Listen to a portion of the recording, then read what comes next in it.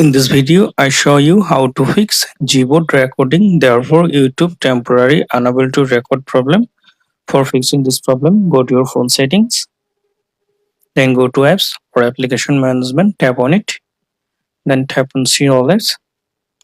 Now search for Gboard, tap on Gboard, then tap on force stop, then tap on OK, then tap on storage and cache, then clear storage, then delete, go back.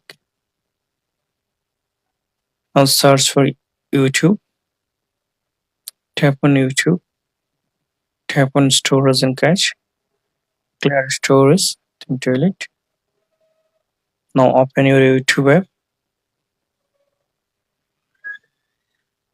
Now I hope that this method fixes Gboard recording, therefore was YouTube temporary record problem. Thanks for watching. Don't forget to subscribe.